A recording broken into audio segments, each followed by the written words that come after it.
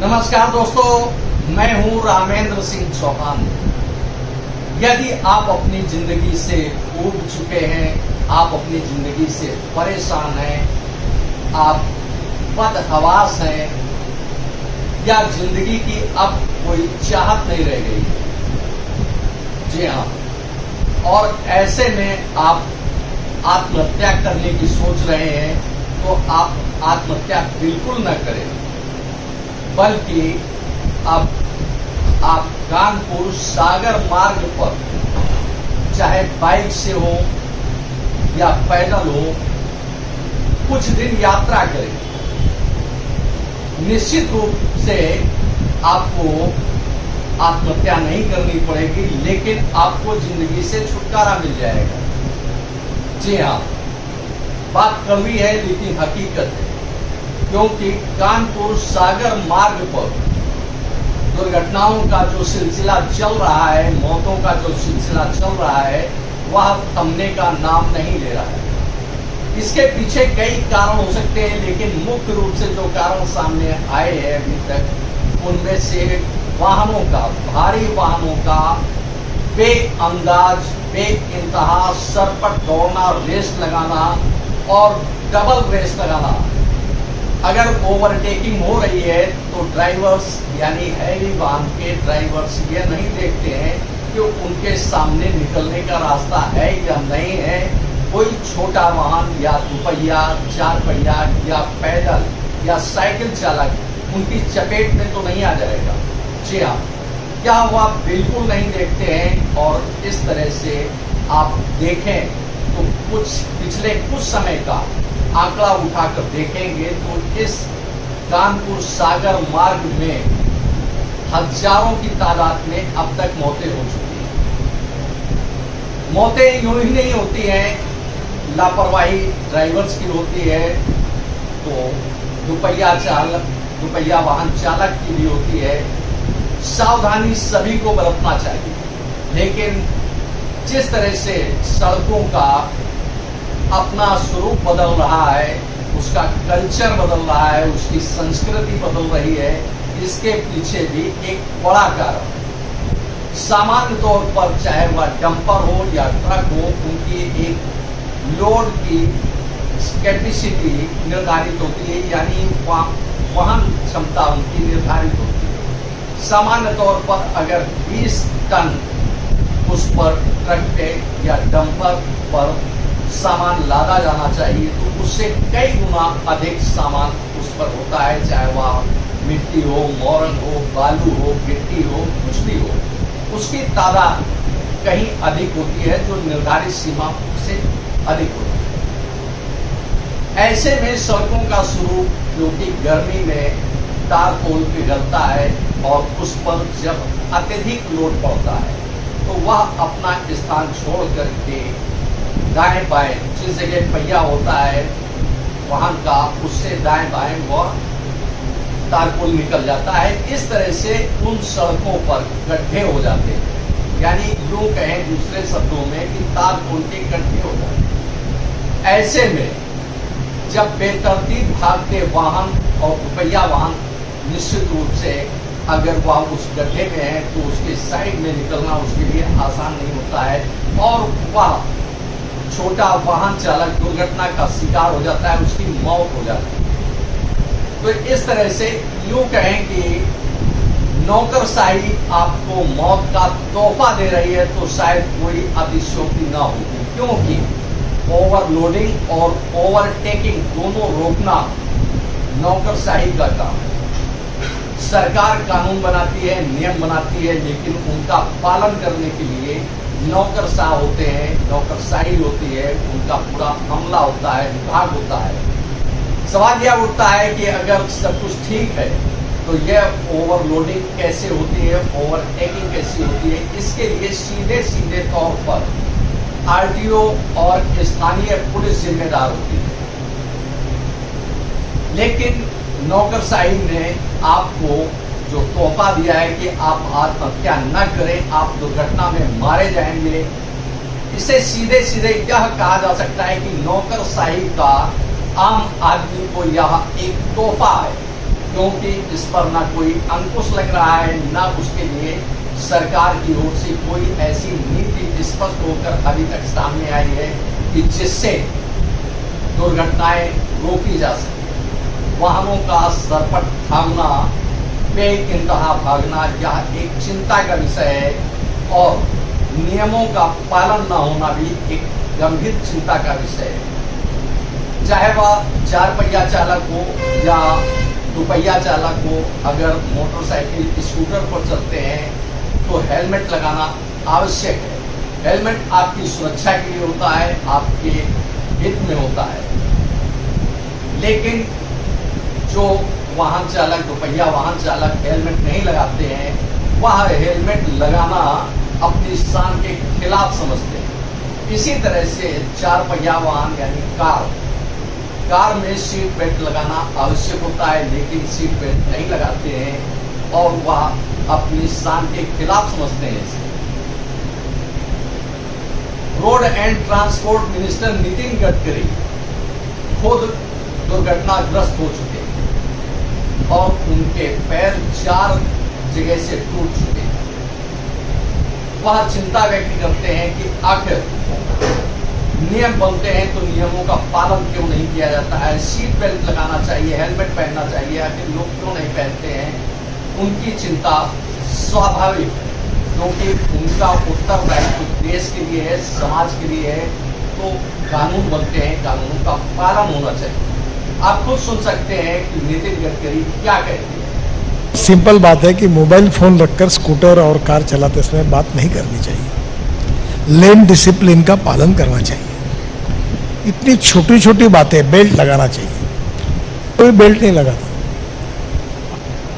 आपने नितिन गडकरी को सुना कि वह किस तरह से देश के ट्रैफिक सिस्टम के बारे में बता रहे हैं कि कोई भी वाहन चालक, चाहे वह स्कूटर चालक हो या मोटरसाइकिल चालक हो, वह रूल्स रेगुलेशंस का यानी नियमों का पालन नहीं करता है, जिससे उसकी दुर्घटना होती है और दुर्घटना में वह मारे जाते हैं। आपको यह भी बता दें कि देश में प्रतिवर्ष 5 लाख से अधिक दुर्घटनाएं होती हैं, जिसमें 1.5 लाख लोगों की मौत हो जाती है। जो 3.5 लाख लोग होते हैं, इनमें से अधिसंख्य या तो विकलांग हो जाते हैं या वो जीवन पर्यंत के लिए बेड पर हो जाते हैं, यानी उनका चलना फिरना आसान नहीं रहता है और वह बेड पर निर्धारित हो जाते हैं। इसके साथ ही जो बड़ी तादाद में और लोग बचते हैं, वह लंबे समय तक इलाज कराते हैं। इसी प्रकार वह अपना जीवन आसान बनाने की कोशिश करते हैं, लेकिन उनका जीवन आसान नहीं होता है। तो यह 5 लाख मौतें, 5 लाख दुर्घटनाएं जो होती हैं देश में, यह देश के लिए, समाज के लिए, सरकार के लिए, सभी के लिए चिंता का विषय है।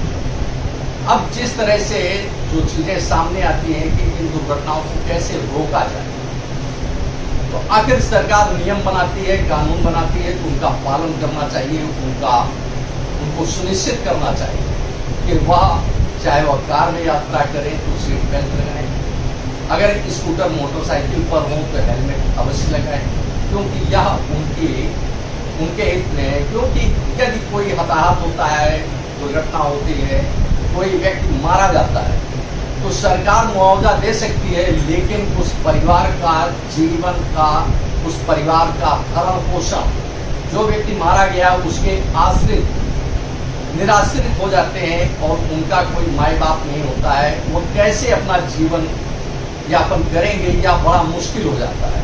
तो कम से कम ऐसे लोगों को जो नियमों का पालन नहीं करते हैं, उनको कम से कम यह जरूर देखना चाहिए कि उनके पीछे एक बड़ा परिवार है और उस परिवार की जिम्मेदारी उन पर है, लिहाजा नियमों का पालन होना चाहिए।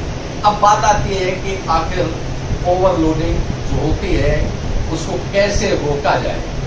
तो आरटीओ जो विभाग होता है, जो सरकार का एक महत्वपूर्ण विभाग है, उसे अपनी जिम्मेदारी बखूबी निभानी चाहिए, क्योंकि बिना उसकी बिना उसकी अनदेखी कोई भी वाहन ओवरलोडिंग नहीं कर सकता है।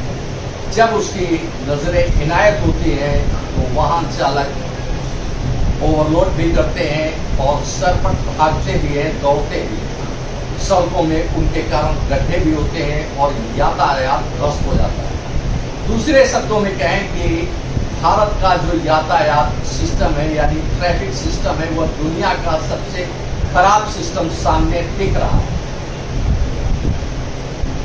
Road and transport minister Nitin Gadkari इस बात पर भी चिंता जाहिर करते हैं कि आखिर आपको सीट बेल्ट लगानी है, सीट बेल्ट नहीं लगाते हैं, हेलमेट पहनना है, हेलमेट नहीं पहनते हैं। लेकिन जब आप नियमों का पालन करते हैं तो आप सुरक्षित होते हैं, दुर्घटनाओं के चांस कम होते हैं। इस तरह से पूरे सीन में देखें तो कहीं न कहीं अगर सरकार की जिम्मेदारी है, नौकरशाहों की जिम्मेदारी है, तो जिम्मेदारी आपकी भी है।